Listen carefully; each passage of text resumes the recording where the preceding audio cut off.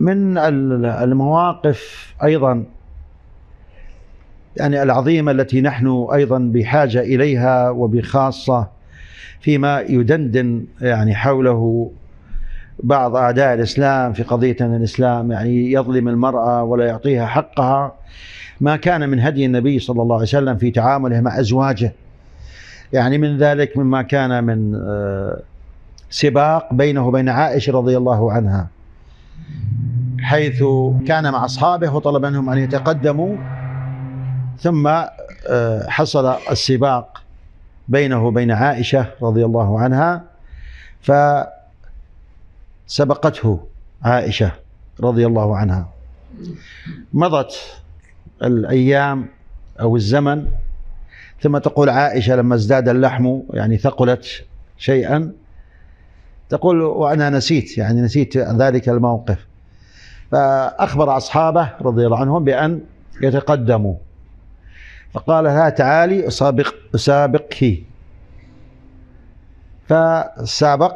فسبقها النبي صلى الله عليه وسلم، فقال لها هذه بتلك، واحدة بواحدة.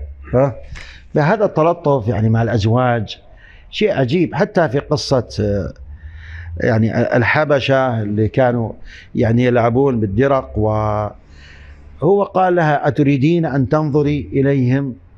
يقول فجعلت خدي على خده، إلى أن يعني اكتفت من النظر في هذا اللعب. وهذا كما جاء في بعض الأحاديث ليعلم يهود أن في ديننا فسحة، يعني الشرع جعل ضوابط للمرأة وللرجل فيما يتعلق بالأمور المباحة. الغرض أن التعامل والحياة الأسرية أو تعامل النبي عليه الصلاة والسلام مع أزواجه فيها شيء عظيم. يعني لما كان يعني شأن عائشة أخبرت كيف كان في بيته، تقول كان يكون في محنة أهله، فإذا جاءت الصلاة خرج إلى الصلاة، يعني بمعنى شيء من المساعدة في بعض الأشياء. وجاء أنه يخيط ثوبه بيده وغير ذلك، هذا ثبت عدة أشياء عن النبي صلى الله عليه وسلم. هذا كله إخواننا يعني من الأشياء العظيمة التي تدل على رفعة هذا الدين وتعظيم شأن المرأة في هذا الدين، وليس كما يزعم أعداء الإسلام وبأن المرأة لا مكانة لها ولا شورى لها وغير ذلك، وينتشر أحاديث مكذوبة باطلة موضوعة شاوروهن وخالفوهن ونحو ذلك، ويستغل هذه أعداء الإسلام ومن تأثر بهم من الجهلة، وهذا باطل أصلا. وفي القرآن الله عز وجل يقول فإن أرادا فصالا عن تراض منهما وتشاور. إذن هنالك مشاورة بين الزوجين. بل أبلغ من هذا، النبي عليه الصلاة والسلام لما جاءه الوحي واعتراه ما اعتراه من الخوف، جاء يبث هذا الخوف ويشكو لمن؟ إلى زوجه خديجة أم المؤمنين رضي الله عنها. وانظروا كم كان لها من تسلية لرسول الله صلى الله عليه وسلم. والله لن يخزيك الله، لا يخزيك الله، إنك تكسب المعدوم وتصل الرحم وغير ذلك، ذكرت من صفات. ومن المواقف العظيمة أيضا في هذا في صلح الحديبية.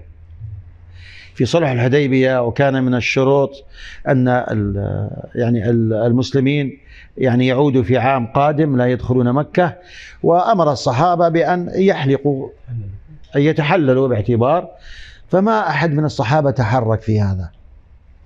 فأم سلمة رضي الله عنها من حلمها وحنكتها وفقهها وحرصها أشارت على النبي صلى الله عليه وسلم بماذا؟ بأن يبدأ هو، بأن ينحر بدنته ويحلق، ففعل، فاقتدى الناس به عمليا. انظروا كيف دور المرأة المسلمة، وهذا هؤلاء أزواج رسول الله صلى الله عليه وسلم. وأمثلة كثيرة. هذه كلها إخواننا تعطينا تأكيد يعني إلى عظم شأن المرأة وما كان عليه النبي صلى الله عليه وسلم مع أزواجه، وأمثلة يعني كثيرة نحن أحوج ما نكون إليها وإلى تدبرها. نعرف أيضا ما كان عليه النبي صلى الله عليه وسلم وأزواجه من ضيق العيش، يمر الشهر والشهران والثلاثة ولا توقد النار. وكيف كان شأن أمهات المؤمنين والتحمل والصبر يعني على هذا.